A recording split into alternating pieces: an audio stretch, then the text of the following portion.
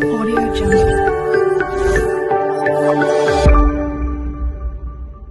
और मैं अगर मेरे पार्ट पे बोलूं कि हमको भी पढ़ाने में उन बच्चों को मजा आता है जो बच्चे सामने दिखते हैं। हमारे आज के गेस्ट है सीए गिरधर राठी सर, जो काफी सालों से सीए स्टूडेंट्स को पढ़ा रहे हैं और अपने एक्सपीरियंस से उन्हें सही डायरेक्शन दे रहे हैं। साथ ही ये अपना एक इंस्टीट्यूट भी रन करते हैं जहाँ पे स्टूडेंट्स अपनी सीए प्रिपरेशन करते हैं।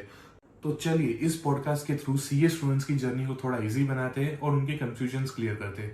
Welcome to the podcast CA Girdhar Rathi sir. मैं CA Giridhar Rathi career forum private limited इसमें पढ़ा रहा हूँ। लगभग 2006 से मैं पढ़ा रहा हूँ। सर आज के टाइम पे जो सीए स्टूडेंट्स है उन पे सबसे ज्यादा कंफ्यूजन किस चीज को लेकर होता है? आपका क्वेश्चन था कि सबसे ज्यादा कंफ्यूजन सीए स्टूडेंट्स को किस बारे में होता है। तो आफ्टर 10th जो स्टूडेंट्स आते हैं उनको आज भी ये कंफ्यूजन है कि हमें 12th साइंस के बाद में करना है, 12th के बाद में सीए करना है या 10th के बाद में करना है। 12th में भी साइंस लेना चाहिए या नहीं लेना चाहिए। तो एक समय था, उस समय पे मैक्सिमम लोग 12th साइंस करते थे, बीकॉम करते थे और उसके बाद में सीए में आते थे। लेकिन अब कंपटीशन काफ़ी बढ़ चुकी है, रिसोर्सेस काफ़ी बढ़ चुके हैं, तो आज के डेट में ऐसा नहीं है। आपको जो भी डिसीजन लेना है वो आपको प्रॉपर अवेयर रह के पहले से ही ले लेना पड़ेगा। यानी 10th के लेवल पे ही अगर आप डिसाइड कर लेते हो तो वो सबसे बेस्ट है। 10th के बाद में 11th 12th में कॉमर्स ही लेना चाहिए, और कॉमर्स लेने के बाद में अगर मैथ सब्जेक्ट लो तो और भी अच्छा, बहुत बड़ा वैल्यू एडिशन हो जाएगा उसका। यानी उसमें लॉजिकल कैपेबिलिटीज काफ़ी अच्छी बिल्ड हो जाएगी। और उसके बाद में यानी सीए करें। और अगर डिसीजन ही नहीं ले रहा है कोई बच्चा तो फिर वो 12th साइंस के बाद में ऑप्शन तो अवेलेबल है ही। एंड सर आईसीएआई जो सीए इंस्टीट्यूट है वो स्टूडेंट्स को कितना ग्राउंड लेवल तक सपोर्ट देता है? आईसीएआई एक बहुत बड़ी संस्था है, एक बॉडी है जो पार्लियामेंट के एक्ट से इनेक्टेड बनाई हुई बॉडी है। ये इसका मेन एम ही, जो मेन ऑब्जेक्टिव है, अपने मेंबर्स को यानी कि चार्टर्ड अकाउंटेंट्स को और अपने स्टूडेंट्स को सारे फैसिलिटीज देना, और वो देते भी है, उनका एम भी रहता है, वो करते भी है। लेकिन ग्राउंड लेवल पे आने के लिए, डिसीजन लेने के लिए समय लग जाता। फॉर एग्जांपल अभी कुछ दिन पहले जो सालों से पैटर्न था, साल में 2 बार एग्जाम होते थे, और उसके बाद में कुछ दिन पहले ये साल में 3 बार एग्जाम हुई। और 3 बार एग्जाम हुई, ये करके देखा इसे, यानी शायद ये बच्चों के फेवर का ऐसा लगा, बट कंसीडरिंग ओवरऑल स्ट्रेस, कल ही सर्क्यूलर आया, कल या परसों में सर्क्यूलर आया जिसमें सीए फाइनल की एग्जाम साल में वापस से 2 बार कर रहे हैं। धीरे धीरे ये इंटर और फाउंडेशन में भी आना ही है। तो आईसीएआई खुद जो कैटर करती है स्टूडेंट के बेस्ट पॉसिबल, यानी स्टूडेंट के लिए जो बेस्ट पॉसिबल है उसी के लिए कैटर करती है, उसी के लिए कोशिश करती है, बट वो स्टूडेंट तक परकुलेट होने में समय लगता है। सर जैसे भी आपने बताया आईसीएआई ने फिर से साल में 2 बार एग्जाम सर्कुलेट की है, तो एज एन टीचर आपको ये उनका डिसीजन सही लग रहा है या? साल में 2 ही बार एग्जाम चाहिए। ये जो स्ट्रेस है, बहुत सारे बच्चे जो 2 ग्रुप देने वाले हैं वो 1 ग्रुप में कन्वर्ट हो रहे हैं, बहुत सारे बच्चे अपना अटेम्प्ट डिले कर दे रहे हैं। तो रिजल्ट आने में 45 to 50 डेज लगते हैं। उसके बाद में रिजल्ट अगर निगेटिव आता है तो फ्रस्ट्रेशन आ जाता है, जो कि रहता ही है, ये फील्ड ही ऐसी है। उसमें से बाहर निकलो और वापस से एकदम एग्जाम, तो ये टू मच स्ट्रेसफुल हो रहा था सारा।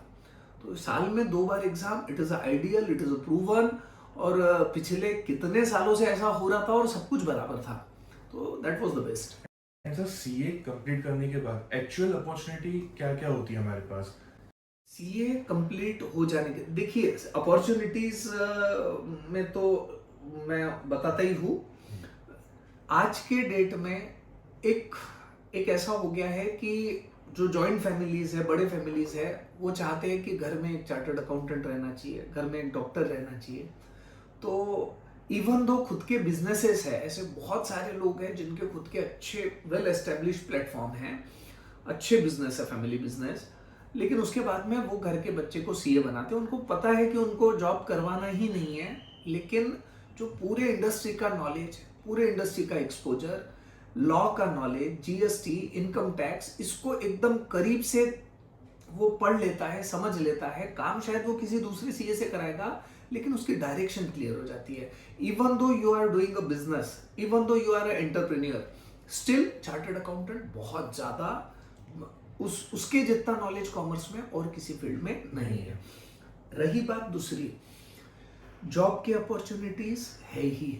आज के डेट में ऐसा हो चुका है कि वर्ल्ड का कंप्लायंस का पार्ट इंडिया में आ रहा है। उनको इंडियन ब्रेन बहुत सस्ते में अवेलेबल है। 8, 9, 10, 11, 12 लाख रुपए में चार्टर्ड अकाउंटेंट की शुरुआत हो जाती, और धीरे धीरे 1-2 साल में वो 2-3 साल 4 साल में 2 लाख रुपए महीने तक कम ज्यादा पहुंच जाता। अब इसमें ये नॉर्मल सिनारियो है।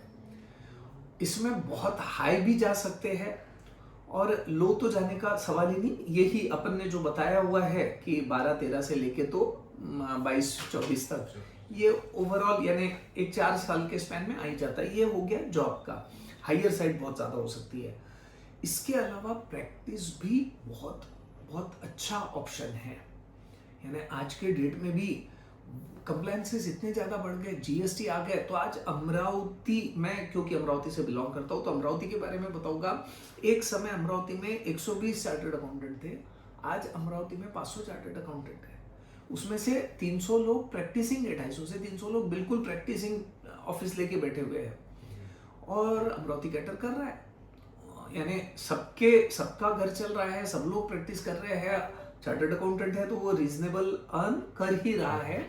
तो चीजें भी उतनी बढ़ गई, जीएसटी बढ़ गया है, बाकी कंप्लायंसेस इतने बढ़ गए हैं, तो प्रैक्टिस में भी है। बड़े सिटीज में प्रैक्टिस को बहुत बड़ी अपॉर्चुनिटी है। आज का समय है स्पेशलाइजेशन का, और छोटे सिटी में हमको मल्टीफेरस चलना ही पड़ता है, ऑप्शन नहीं रहता, हमको सारे ही क्लाइंट को कैटर करना पड़ता। लेकिन बड़े सिटीज में आप स्पेशलाइजेशन कर सकते हो। एक ही चीज, कोर एक कोई एरिया पकड़ लो, उसी लोगों को कैटर करो, और उसमें मजा भी आता काम करने में, और आपकी मास्टरी भी उस एरिया में एपेक्स रहती, सबसे ऊपर। For example tours and travels का ही काम कर रहे हैं, बिल्डर्स का ही काम कर रहे हैं, बिल्डर्स का काम कर रहे हैं तो वो रेरा का भी नॉलेज रखता है, जीएसटी का भी नॉलेज रखता है, उससे रिलेटेड जितने भी एक्ट है वो उसकी मास्टरी ले लेता। तो ये पॉसिबल है ओनली इन थोड़े बड़े सिटीज में। तो यानी प्रैक्टिस बड़े सिटीज में भी कर सकते हैं, और बड़े सिटी में जॉब तो है ही। जॉब छोटी सिटीज में अपॉर्चुनिटीज थोड़ी कम रहती। स्टिल आज के डेट में छोटी सिटीज में, अमरावती में भी है, ऐसा नहीं है कि जॉब नहीं है, लेकिन बड़े सिटी में अपॉर्चुनिटीज बहुत ज्यादा रहती। सर जैसे आपने बोला, आज के टाइम पे प्रैक्टिस में भी अमरावती में अराउंड 300-350 सीएज है। हाँ, जो नए 300 सीएज लोग हैं, हाँ। जो नए सीएज बन रहे हैं अभी, उनको प्रैक्टिस में अपॉर्चुनिटीज मिलेगा क्या? उनको अपना राइट मिल रहा है? देखो, ये एक सर्कल है। बात ऐसी थी कि एक समय था जहां पे चार्टर्ड अकाउंटेंट मिलता ही नहीं था, तो बिजनेसमैन चार्टर्ड अकाउंटेंट के पास में ऐसा आता था कि वो the CA is like a next to God. वो जैसा बोले वो एक्सेप्ट होने को तैयार होता था, और एक समय ऐसा होता भी था। कुछ हमारे सीनियर ऐसे थे भी, उनका रुतबा भी था, उनकी नॉलेज भी थी। वो अगर फाइल में पूरे डिटेल नहीं है तो फाइल फेंक देते थे, और वो बिजनेसमैन उसके बाद में सारा कंप्लायंस करके वापस से रिक्वेस्ट करके चार्टर्ड अकाउंटेंट से वो उसी चार्टर्ड अकाउंटेंट से करवाता था। वो जमाना गया, आज वो जमाना नहीं है। आज उसके पास में बहुत सारे, ये सीए नहीं करेगा तो दूसरा सीए करेगा। आज कौन सा जमाना है, आज कौन सा वक्त है कि वो आप सर्विस कितना अच्छे से दे सकते हो, आप उसका एनहांसमेंट कैसा कर सकते हो, आप उसके रेवेन्यू लीकेजेस कैसे निकाल सकते हो, आप उसके बिजनेस के ग्रोथ में कहाँ कंट्रीब्यूट कर सकते हो, आप उसको एक्सपोजर कैसा दे सकते हो उसी के बिजनेस का। तो ये सर्विस जो सीए देवे, चाहे वो जूनियर रहे चाहे वो सीनियर रहे, उसके लिए अपॉर्चुनिटीज है। एक्चुअली जैसे जो मार्केट्स है, जिनके बिजनेसेस है, वो अपने सीएस पहले से ही बहुत लेके बैठे हैं। तो जैसे कोई नए सीए प्रैक्टिस में उन्होंने अपना पूरा ऑफिस सेटअप किया, तो वो उनके पास जाएंगे, अप्रोच करेंगे, वो उनके क्लाइंट अभी पहले से ही है तो वो उनको चांस देंगे। सीधी बात है, सर्विस कौन अच्छी देगा, एकदम से ऐसा नहीं मिलेगा चांस, लेकिन वो भी सीए साहब किसी ना किसी से काम करवा रहे हैं। हर बार हर एक को खुद को जाके नहीं होता। तो यंगस्टर को पहले कोई बड़े फर्म से, बड़े सीए से, ग्रुप से मिल के इधर 2-3 क्लब्स ज्वाइन करना है, उसको रोटरी ज्वाइन करना है। इससे उसका जितना मार्केट बनेगा, जितना उसकी पहचान बनेगी, काम आता ही, अपॉर्चुनिटीज आती है। और एक बार अपॉर्चुनिटी आ गई तो उसमें आप जी जान डालो, आप सर्विस दो, ऑटोमेटिकली 1 से 10 काम मिलते हैं। तो ऐसा नहीं है, आप जितनी अच्छी सर्विस दोगे आपको वर्क मिलना ही है। स्टार्टिंग फेज में सबसे बड़ा चैलेंजेस क्या रहता है सीएस के लिए? सीए हो जाने के बाद में, सीए हो जाने के बाद में स्टार्टिंग फेज में वही है कि हिम्मत लगती है। पहले आप सिर्फ ऑफिस में बैठे रहो तो वर्क नहीं आता इतने आसानी से, आपको घूमना पड़ता है, थोड़ा 6 महीने का पेशेंस रखना पड़ता है। किसी बड़े फर्म से मिलके वहाँ पे कुछ तो भी 3-4 घंटे का समय, 5 घंटे का समय वहाँ दो, वहाँ आपका नेटवर्क बनना शुरू हो जाता है, वहाँ ऑटोमेटिकली क्लाइंट्स आपको पहचानने लग जाते हैं, तो फिर वर्क मिलता है। 5-6 महीने थोड़ा पेशेंस है प्रैक्टिस में, और जॉब में तो कोई ये नहीं है, जॉब में तो है ही है अपॉर्चुनिटी। एंड सर, इंटर के बाद जो आर्टिकलशिप आती है सीए स्टूडेंट्स के जी, लिए, 2 साल की आर्टिकलशिप जो 2 साल की आती है, वो सीए स्टूडेंट के लिए कितनी इंपॉर्टेंस रखती है उनकी लाइफ में? मस्ट है। आर्टिकलशिप ही सब कुछ है। बिना आर्टिकलशिप के चार्टर्ड अकाउंटेंट में वो बात ही नहीं है। आर्टिकलशिप जितना, यानी आर्टिकलशिप डिसाइड करते वक्त थोड़ा सा इंट्रोस्पेक्ट भी करना चाहिए, थोड़ा सा उसको सोच भी लेना चाहिए। यानी पहले अगर हमारे प्लान से डिसाइडेड है कि हमें क्या करना है, मुझे अगर अमरावती में ही रहना है तो मैंने आर्टिकलशिप अमरावती से ही करना चाहिए। अमरावती के जो भी फॉर्म्स है उसमें से यानी आर्टिकलशिप करना चाहिए। उसका बेनिफिट ऐसा है कि सीए बनने के बाद में, अभी आपने जो क्वेश्चन पूछा था कि क्या करना है, ये क्या करने वाला फेज उसका आर्टिकलशिप में ही निकल जाता।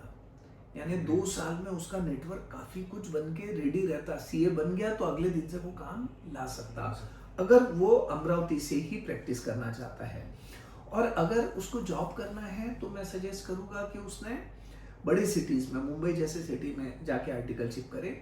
वहाँ सर्विस सेक्टर में बहुत ज़्यादा अपॉर्चुनिटीज मिलती है, वो अलग एक नेटवर्क बन रहा है। एक सीए स्टूडेंट या सीए फाइनल एग्जाम देने के बाद, सीए बनने के बाद उन्हें क्या क्या एक्स्ट्रा की स्किल्स उनके अंदर डालनी चाहिए? As far as operational work is concern, तो ऑपरेशनल वर्क तो वो आर्टिकलशिप के अंदर काफ़ी अच्छे से, एक्सेल भी, बहुत सारे अलग अलग टूल्स उसके, वी लुकअप, ये सारे चीज़ों पे उसकी मास्टरी, उसकी महारत आना ही आना है आज के डेट में।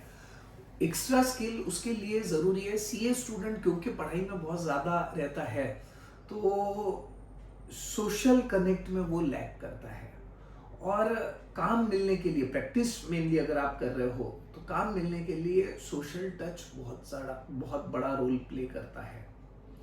तो मैं ये सजेस्ट करूँगा कि उसने सीए होते से, यानी उसको ये सोशल टच मेंटेन करने के लिए जो जो चीज़ें करनी पड़े वो करना चाहिए। उससे ऑटोमेटिकली बहुत फास्ट उसकी प्रैक्टिस सेटअप होती है। एक सीए स्टूडेंट, जैसे आपने बोला, एक सोशल टच होना ज़रूरी है। उसके लिए पावर लैंग्वेज, जो लैंग्वेज हमारी रहती है, इम्प्रूवमेंट करनी चाहिए।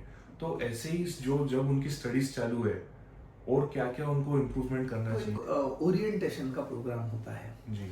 इसमें 10 दिन का एक प्रोग्राम है जिसके अंदर उसको स्पीच देने पड़ते हैं, उसको प्रेजेंटेशन स्किल्स डेवलप करने पड़ते हैं, जो कि फॉर्मल आईसीआई खुद लेता है और बहुत अच्छे से रन होता है। और उसमें सही में उसमें 2 बेनिफिट होते हैं स्टूडेंट के। एक तो वो स्ट्रेसफुल सिचुएशन से बाहर निकलता है। सीए में कहीं ना कहीं स्ट्रेस है, सीए स्टडीज में, तो वो स्ट्रेसफुल सिचुएशन से बाहर निकलता है। और सेकंड, ये ओवरऑल डेवलपमेंट होती है। इसके अलावा भी उसको थोड़ा सा अपने लैंग्वेज पे वर्क करने का है, थोड़ा यानी interpersonal skill, communication skill, networking कैसे बनाना, ये सारी चीज़ों पे। लेकिन इसके लिए भी मैं चाहूँगा कि स्टडीज़ के दौरान ना भी किया तो चलेगा, सीए का सर्टिफिकेट मिलना सबसे ज़्यादा इम्पोर्टेंट है। तो ये सीए हो जाने के बाद में भी ये सारी चीज़ें पॉसिबल है। सर एक एवरेज स्टूडेंट्स भी क्या अभी एक सीए बन सकते हैं? जो मैं स्टूडेंट, मेरा टीचिंग का प्रोफेशन है, तो मैं जो स्टूडेंट देखा हुआ हूँ, एकदम लोअर सीए की सबसे अच्छी ब्यूटी है इसमें बहुत कम फीस लगती है। तो ऐसे ऐसे बच्चे जो गांव से आते हैं, एक स्टूडेंट जो मुझे याद है जिसके पिताजी, जिसके फादर झाड़ू बेचते रहते गांव में घूम घूम के, तो वो झाड़ू बेचते थे, उनका लड़का आज सीए बन गया, अच्छे पोस्ट पे है। ये पॉसिबल सिर्फ सीए कोर्स के साथ में है, बाकी कोई दूसरे फील्ड के साथ में इतनी आसानी से पॉसिबल नहीं है। इसका रीज़न है सीए में एक्सपेंस बहुत कम लगता है। तो आपका क्या क्वेश्चन क्या था आपका? एक एवरेज स्टूडेंट भी क्या सीए बन सकता है? और एवरेज स्टूडेंट जो है, सिर्फ एक रीजनेबल ब्रेन चाहिए ओके। और स्ट्रॉन्ग एफर्ट्स लेने का माइंडसेट चाहिए। ये दो चीजें हैं तो आराम से बन सकता है। यानी काफी ऐसे स्टूडेंट्स देखे हुए हैं जिनके परसेंटेज इवन 10th में 40% है, 12th में 50% है। ऐसे स्टूडेंट भी सीए बने हुए हैं। ऐसे कुछ एग्जाम्पल भी बोलना है तो मैं यानी बोल सकता हूँ। यवतमाल में प्रैक्टिस कर रहा है मेरा स्टूडेंट जुनेद, उसके 57% थे 12th में। पहली टेस्ट हुई थी और उसका नाम सबसे नीचे में आया था। मैंने क्लास में अनाउंस किया था कि ये टॉपर है, तालियां बजवाई, और उसके बाद में बोला कि ये नीचे से टॉप किया इसने। ओके। और उसके बाद में उसको वो बात इतनी चुभ गई और उसने डिटरमाइन कर लिया कि मुझे करना ही है। उसके पहले कभी उसने कोई खास पढ़ाई में नहीं था, लेकिन आज वो ना सिर्फ सीए है और बहुत अच्छी प्रैक्टिस भी है यवतमाल में, और वो हर बार मुझे रिमाइंड करवाता है उसी डे को। तो बस डिटर्मिनेशन स्ट्रांग चाहिए, दिमाग अपने आप आ जाता। सर सीए स्टूडेंट्स, उनके लिए अटेम्प्ट एक बहुत इम्पोर्टेंट चीज़ प्ले कर रही है लाइफ में, लेकिन वो अपने फेलियर को कैसे एक्सेप्ट करे, उनके लिए क्या है कि वो फिर से आप एग्ज़ाम दीजिए?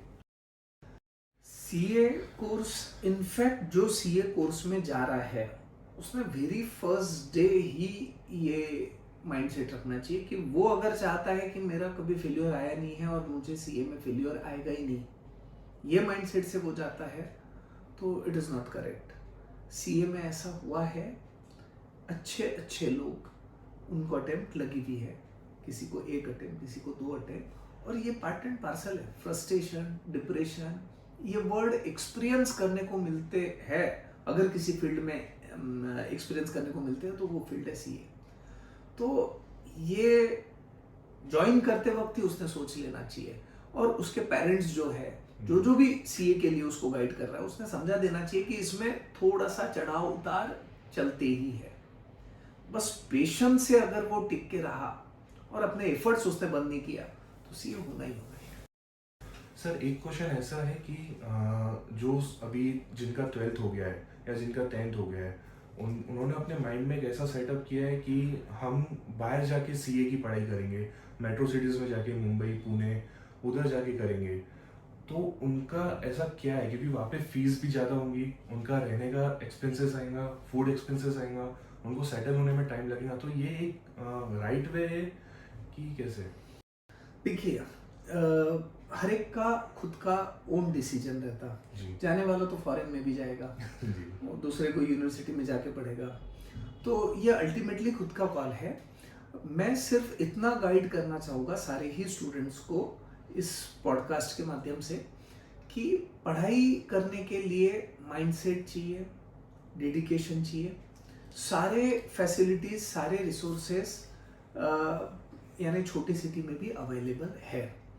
आज के डेट में अगर मैं बताऊं तो जैसा 11th-12th के कॉमर्स के साथ में सीए के क्लासेस वो जैसा अमरावती में अवेलेबल है जी। और काफ़ी अच्छे से हो रहा है। और यहाँ तक कि ऐसे स्टूडेंट्स हैं जो ऑल ओवर इंडिया में रैंक लाए, जो साथ में यानी 11वीं 12वीं और सीए फाउंडेशन अमरावती से, हाँ अमरावती से फाउंडेशन में रैंक में तो नहीं आता, लेकिन उनके मार्क एकदम एक्सेल है, एकदम एक्स्ट्रॉर्डनरी है, जो ऑल ओवर इंडिया के सारे स्टूडेंट से कंपेयर करेंगे तो भी यानी काफ़ी ज़्यादा है।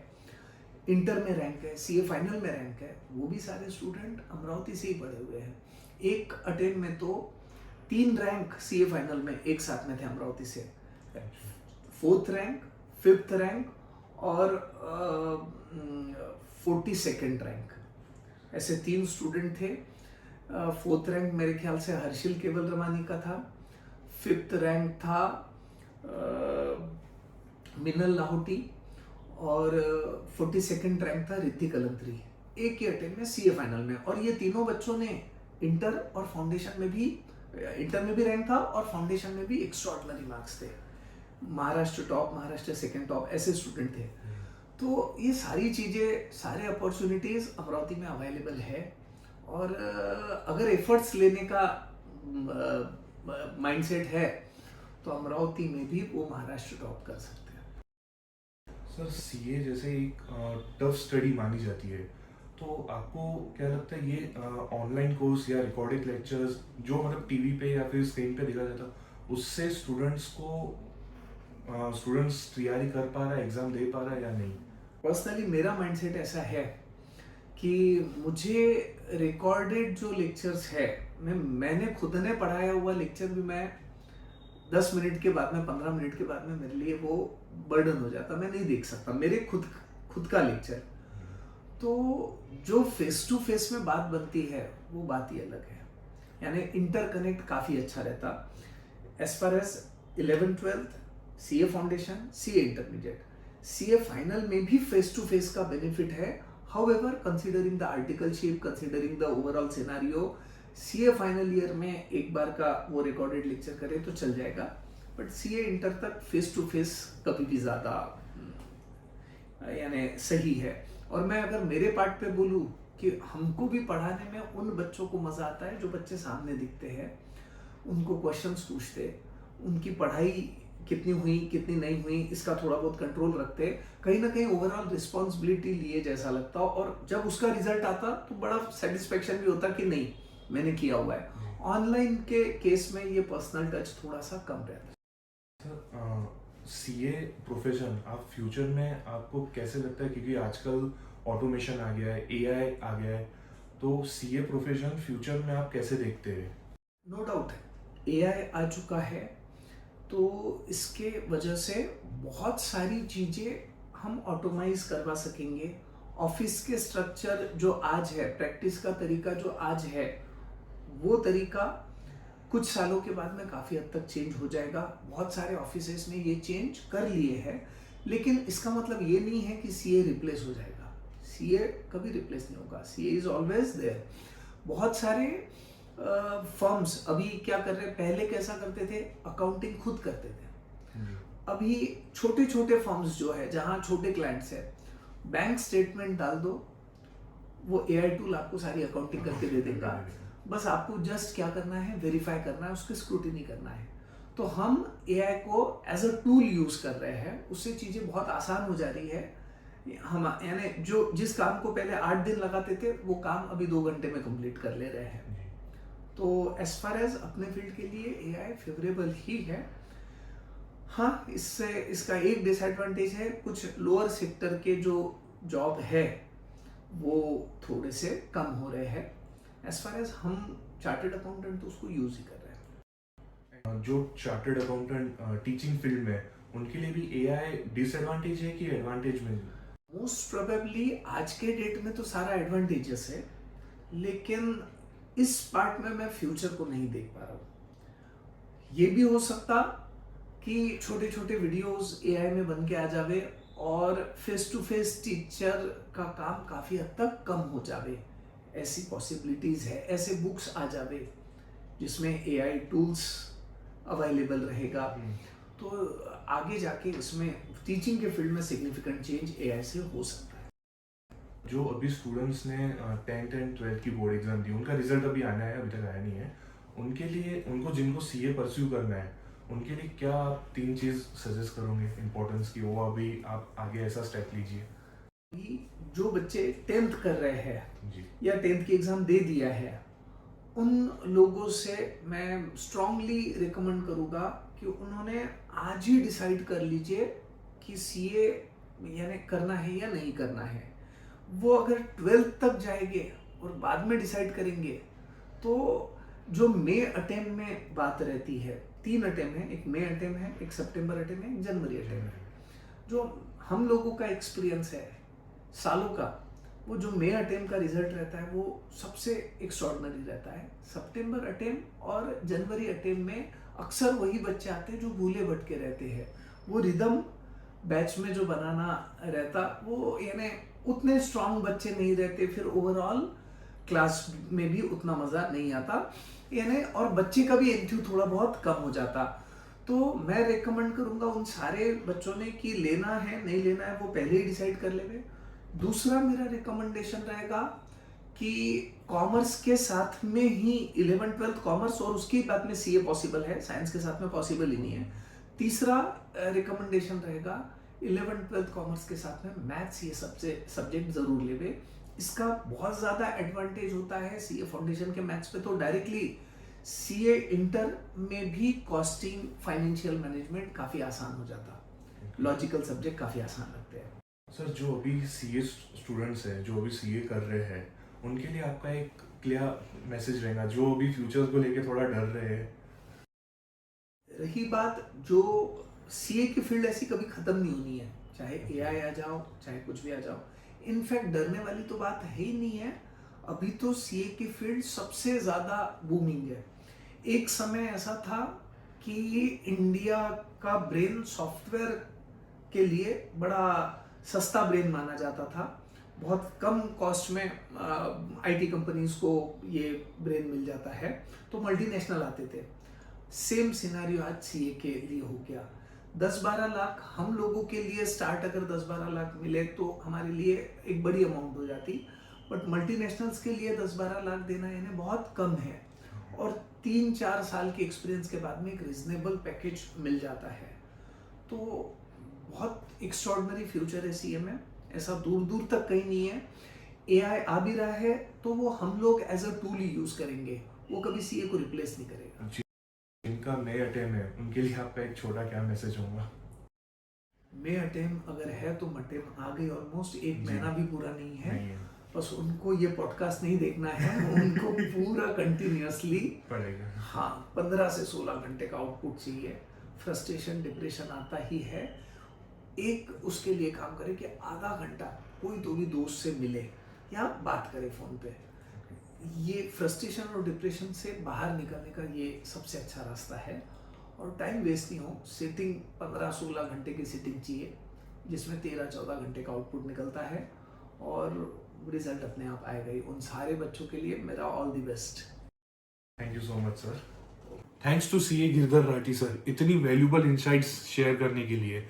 अगर आपको ये एपिसोड हेल्पफुल लगा हो तो अपने सीए फ्रेंड्स के साथ जरूर शेयर कीजिए, और हाँ, चैनल को सब्सक्राइब करना ना भूलिए। मिलते हैं नेक्स्ट वीडियो में जल्दी। जय झूलेलाल।